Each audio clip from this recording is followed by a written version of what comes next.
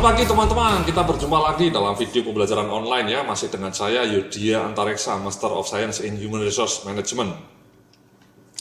Jadi kali ini kita masih bicara mengenai return on investment pelatihan ya mas ya. Jadi dalam video-video sebelumnya saya bicara mengenai pentingnya melakukan analisa 5 level ini mas ya. Jadi mulai reaction diukur, sudah banyak yang melakukan di hampir 100%.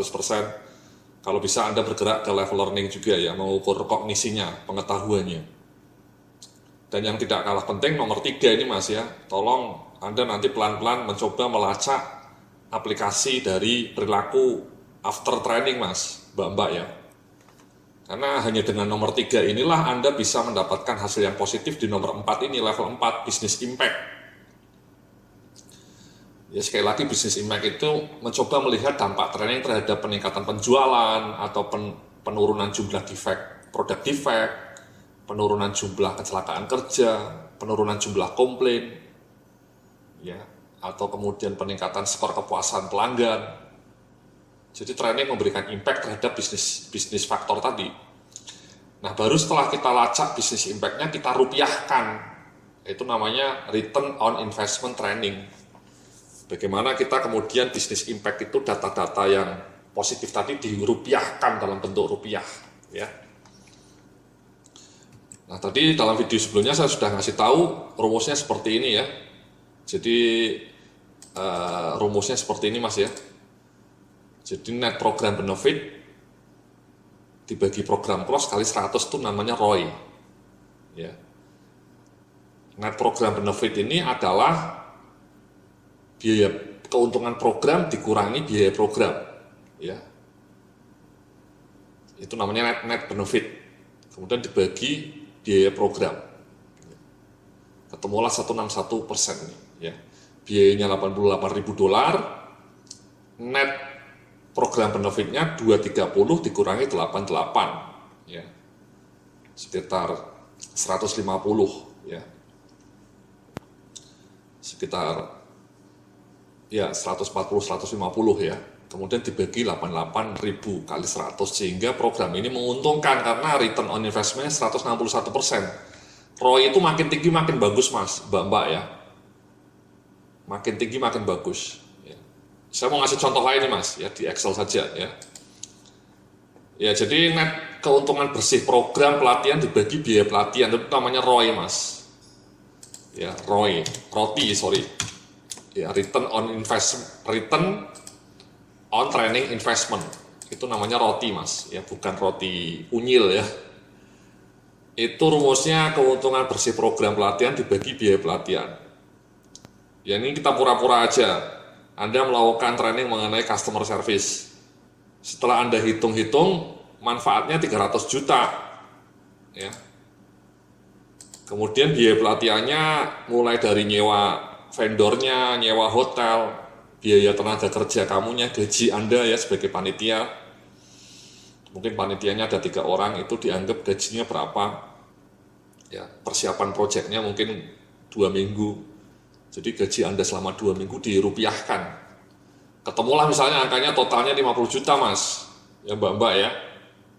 Sehingga keuntungan bersih pelatihan itu, keuntungan pelatihan dikurangi biaya pelatihan 250 juta. Dari mana ini 300? Dikurangi 50 juta, itu namanya net benefit. Keuntungan bersih pelatihannya jadi 250 juta.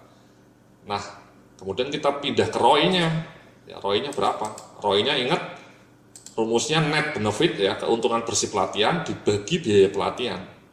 Keuntungan bersihnya 250 juta, biaya pelatihannya 50 juta dikalikan 100 sehingga training customer service Anda itu dapatnya 500%, which is bagus ya, excellent, wonderful. Nah pertanyaannya memang kalau mengukur biaya pelatihan mungkin mudah mas ya mbak-mbak ya, Anda tinggal ngitung biaya hotelnya, biaya konsumsi, biaya gaji Anda, sama biaya vendor trainingnya kalau pakai eksternal vendor ya. Kalau pakai internal vendor mungkin lebih murah. Nah yang rumit adalah ngitung ininya mas ya, 300 juta ini dari mana? Ketemunya dari langit atau dari mana ya? Nah ini yang akan kita pelajari mas, mbak-mbak ya, sehingga kita bisa menemukan angka 300 juta. Caranya ini mas ya, Jadi dikumpulkan datanya, diisolasi efeknya, kemudian dikonversikan menjadi rupiah, dikurangi biaya, jadilah ROI mas. Ya, bukan Roy Martin, ya, bukan Roy Martin ya, tapi return on investment. Nah, mari kita coba lihat ya satu persatu ya. Jadi mengumpulkan data yang pertama ini mas, mbak-mbak ya. Jadi mengenali indikator kinerja yang tepat untuk training Anda dan kemudian mengembangkan rencana pengumpulan data. Ini penting ini mas. Pengumpulan data ini banyak orang HRD yang tidak punya resource untuk mengumpulkan data after training. Jadi trainingnya sekali lagi hit and run, gun with the wind, lalu bersama angin. Ya. Nah ini contoh indikator kinerja mas ya. Ketika Anda training itu nanti tolong Anda lacak ini data-data ini sesuai dengan trainingnya ya. Misalnya kalau Anda trainingnya mengenai manajemen produksi ya mungkin outputnya unit yang diproduksi ya. Kalau Anda trainingnya selling skills ya Anda melacak unit yang terjual atau jumlah pelanggan baru kalau training Anda adalah selling skills. Kalau training Anda mengenai produktivitas karyawan ya dilacak productivity karyawannya. Kalau Anda bikin training in-house mengenai inventory management ya Anda lacak perputaran inventory-nya. Ya, kalau misalnya Anda bicara mengenai produktivitas juga bisa melacak overtime-nya, ya, waktu penyelesaian project. Ya, kalau ini mungkin production process. Ya, kalau ini maintenance. Kalau Anda bicara mengenai training maintenance management, mungkin cocok data yang ini mas. Ya, waktu perbaikan, maintenance duration, lost time days. Kalau Anda misalnya training mengenai kecelakaan kerja atau safety management, ya, Anda bisa ngitung data lost time days. Nah, biaya ini ya, kalau Anda bicara mengenai training mengenai financial management ya, pengendalian biaya ya, cost management, Anda bisa cerita itu ya. Biaya per unit, biaya per variabel itu bisa Anda lacak. Kalau Anda bicara mengenai training quality management, Anda selayaknya mendata data ini mas, scrap, waste, tingkat kesalahan, pengerjaan ulang, rework, produk cacat, produk gagal, reject. Jadi Anda harus kumpulkan data ini mas, mbak-mbak ya, kalau Anda training mengenai production management. Ya, supaya bisa kelacak. Nah ini mas contohnya ya. Jadi misalnya setelah Anda training 3 bulan, 6 bulan setelah training dilacak, defectnya turun dari 11% menjadi 7,4%. Setelah Anda training mengenai leadership misalnya, atau mengenai katakanlah motivation, employee motivation ya, ketidakhadirannya turun drastis ya, dari 7% menjadi 3,25%. Kenapa? Karyawannya setelah training menjadi lebih bersemangat, lebih termotivasi.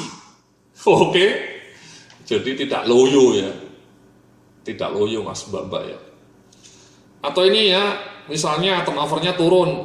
Kenapa? Karena Anda mungkin ikut kasih training leadership ya, karena karyawan resign itu sebagian kadang-kadang menurut survei sebagian ditentukan oleh kinerja atasannya mas. Kalau atasannya kurang bagus, tidak cakap, itu banyak karyawan yang tidak puas sehingga resign. Jadi faktor atasan itu kunci. Nah berangkat dari situ Anda kasih training mengenai leadership misalnya, dikasih tahu cara-cara mengelola anak buah, memotivasi anak buah, sehingga ketemulah setelah 6 bulan training mengenai leadership, turnover pegawai di kantor Anda turun drastis separuhnya ya, itu kan luar biasa mas.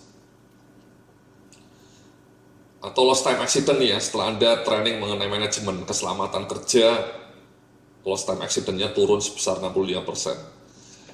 So this is it mas, mbak-mbak ya, bapak ibu-ibu yang dimuliakan oleh yang maha pemberi rezeki ya. Anda kalau training itu kalau bisa tidak dilacak datanya ini, before and after training lebih bagus lagi itu. Jadi 11% ini before training, 7% before training, 30% before training, 16%, 3,25, 7,4 itu 6 bulan setelah training. Kelacak itu. Jadi kayak gitu mas ya, mbak-mbak ya. Nah pertanyaannya emang kemudian ini mas, bagaimana mengisolasi dampak trainingnya? Ya ada 4 cara ini, pakai control group, pakai trend line, estimasi peserta, atau estimasi dari atasan peserta. Ya ini yang 1-2 ini caranya lebih valid tapi sulit. Kalau yang ini itu lebih mudah tapi memang pakai estimasi. Apa sih gunanya isolasi ini? Ya ini mas ya, misalnya ini mas, defectnya turun dari 11,74%. Berapa yang gara-gara sumbangan training? Ya, itu namanya isolasi mas. Jangan-jangan ini turun bukan karena training, karena pada saat yang bersamaan dengan training ada program, misalnya katakanlah program TQM, Total Quality Management, ada project konsultasi misalnya. Ya, misalnya. Atau ini turnover tiba-tiba turun separuh karena pada saat setelah training juga ada pemberian bonus gitu ya, atau gajinya dinaikkan. Jangan-jangan itu turnovernya turun bukan karena training, bukan karena training leadership tadi ya, tapi karena karyawannya dapat kenaikan gaji misalnya. Atau nih lost time accident turunnya signifikan 65%. Berapa persen yang disumbang oleh training itu 65% itu? Jangan-jangan karena mungkin pada saat yang bersamaan perusahaan membeli alat-alat keselamatan kerja baru gitu ya. Sehingga kontribusi training terhadap penurunan 65% itu mungkin tidak banyak. Nah, caranya mengisolasi supaya kita tahu exactly berapa kontribusi training terhadap data-data ini, penurunan kinerja, penurunan defect atau peningkatan penjualan misalnya. Ya, atau misalnya contoh satunya lagi misalnya ini ya. Penjualan per unit naik 10, misalnya naik 50% per bulan. Ya, setelah 6 bulan, setelah training dilacak penjualan per unitnya setelah Anda training selling skills naik 50% per bulan. Nah, Anda nggak bisa mengklaim bahwa kenaikan 50% itu murni karena training. Jangan-jangan karena saat yang bersamaan ada program diskon, sehingga barang Anda lebih laku. Atau jangan-jangan pada saat yang bersamaan kompetitor Anda bangkrut gitu ya, sehingga pelanggan-pelanggannya membeli produk Anda. Nah, itu namanya mengisolasi efek mas, mengisolasi efek training. Ya. Nah, caranya mengisolasi efek training supaya kita bisa pede, yakin bahwa itu murni gara-gara training, caranya ini mas, pakai control group, cara kedua pakai trend line, cara ketiga dan keempat mirip pakai estimasi. Ya. Nah, nanti kita akan satu persatu bahas mengenai 4 cara mengisolasi efek pelatihan itu mas, ya, dalam video-video berikutnya. Terima kasih, sampai jumpa dalam video berikutnya.